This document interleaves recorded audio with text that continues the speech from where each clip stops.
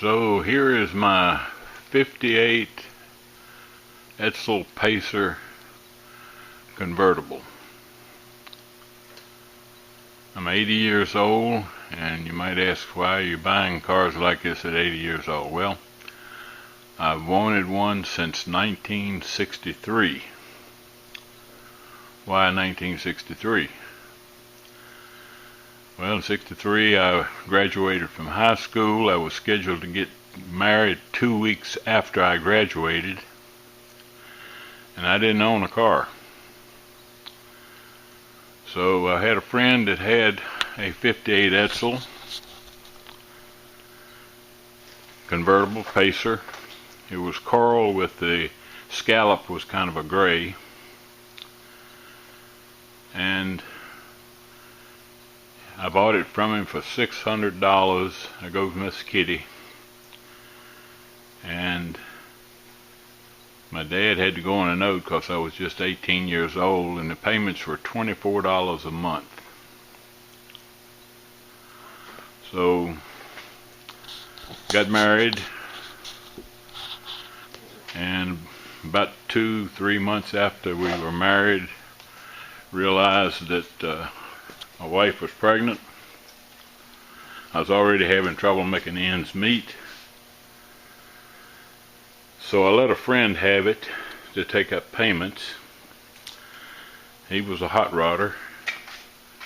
He drove it for a while and then decided he wanted a motor out of it to put in something else, and so he did that. Car ended up in the junkyard,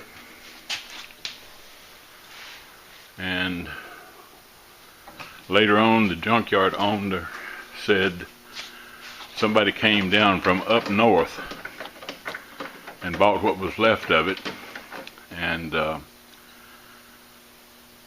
that's as far as I've gone. So since then, after I got a little older, got a little money, I've tried to find that car. I've never been able to find out what happened to it. So I've pretty much given up, and I said, I'm just going to buy me one. Well, I guess you can buy these, but every one I see is always 10 states away, and I just didn't want to travel that far to buy one. So this one came up about 2 hours from me, and I bought it. The car shows well. It's really a beautiful car, but I call it a pig with lipstick because it was in storage for about 12 years. It needs a lot, and I'm going to enjoy fixing it. I restored cars all my life. Went through, I don't know, lost track of how many Mustangs I restored, and so at age 80, I'm going to tackle this thing, and as I do it, I'll be making videos of what I'm doing. I don't do how-to videos because I don't claim to know how to do anything. I make what I did videos, mostly for the family. They like to watch them and see what I'm doing, so maybe some of the things I'll do will be helpful to some people and detrimental to others, but we're going to go. It's just pointing out a few things as I go along here.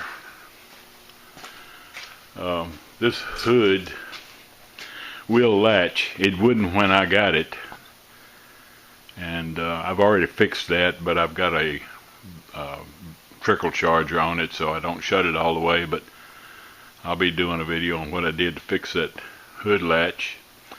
The top wouldn't go, well, it would go down, but I couldn't get it to come back up, and I'll be doing a video on what I did to fix that.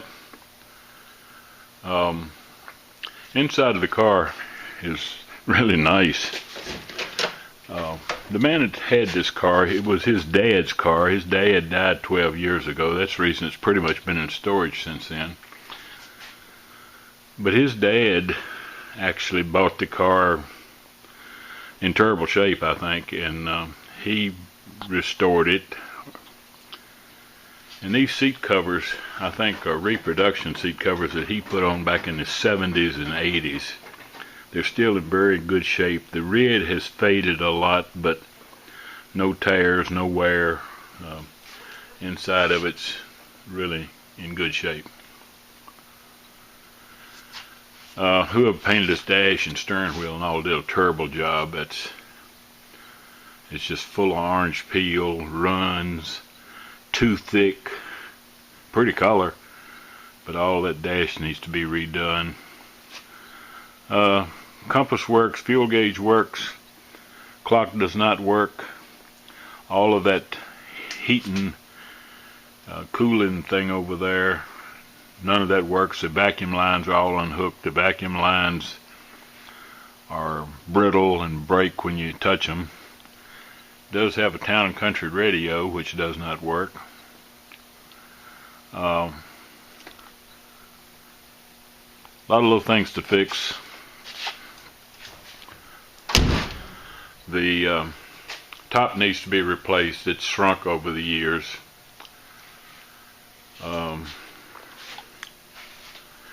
Got some rust starting to pop. This is back behind the rear wheel. I don't know if you can see those little tiny bubbles starting to pop.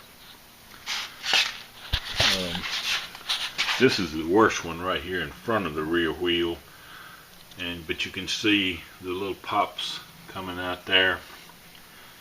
That's awful thin. There's rust behind it. I don't think I'm going to have to I'm not going to cut out a lot of metal. I've done that all my life. I've got another method for fixing this. That'll last as long as I live. So anyways, stuff like that's got to be fixed. As with most of these 58 Edsels, the trunk lid won't stay up.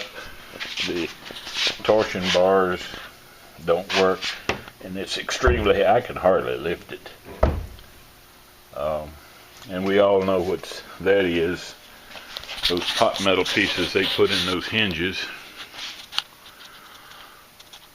are broken.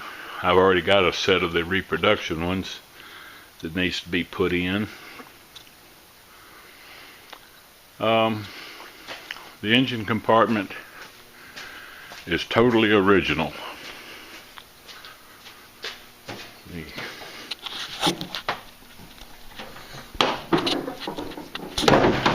I mean, that's the firewall, the engine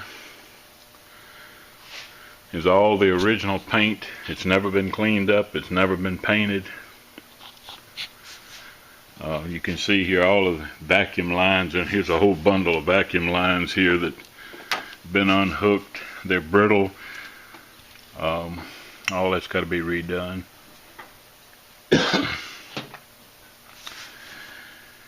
It's got a new brake booster.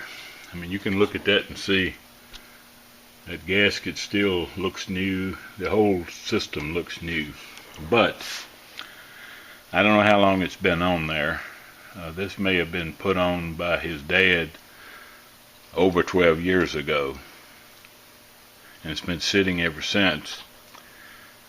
It don't work. It's not working. I think it probably dried up inside. I'll probably replace it with one of the aftermarket boosters that you see. Won't be original, but it'd be safer. Plus you get the dual chamber master cylinder. Paint still looks good, but see, you can see there's a lot of places where there were been chips and scratches, and they've touched them up with touch-up sticks. And of course these front fenders, as well as other places on the car, I don't know if you can see it in this or not, but there's dents all through here where when you're leaning over working on the motor, you or drop wrenches on it or whatever. It's got to be, and I do my own painting, and I've done dozens of cars, and I can do it. I'll probably put a coat of acrylic enamel on it, buff it out. A lot of other turbo body work that was done. These lid joints here, where they lidded the two sections together, are just terribly done. They just look like they D-ate them a little bit and sprayed some paint on them. So, a lot to be done. The chassis, I don't know where they had it stored at. I would think if it was on concrete, it would have been, you know, vaporized concrete, or so the vapor wouldn't come up. But the chassis is just crusty, rusty. It's not rusted through anywhere, but it's just everything underneath has got rust on it. First thing I'm going to do is I have a lift. I'm going to put it up on a lift and wire brush the frame and everything underneath the car and put rust converter on it. See how it looks. If it don't look good, I'll paint it. And I got to do that first because that's bothering me. And as I do these things, I'll do some videos. You might say, well, why would you want to do videos? Somebody's going to buy this car later and it's going to hurt the value. Well, I don't care. I'm 80 years old. I'll never sell it. After I'm gone, the kids will probably sell it, and then that'll be their problem. It'll be a lot better car when I get through with it, and all the small problems will be fixed. Pretty complete. Original hubcaps. Even though the centers are not right, centers ought to be red to match the scallop. The tires on it are dated 2016, but they don't have tits on them, but they're pretty close. I mean, it hadn't been on the road. And so there we go. I'll shut up now and I'll do some individual videos on things as I fix them.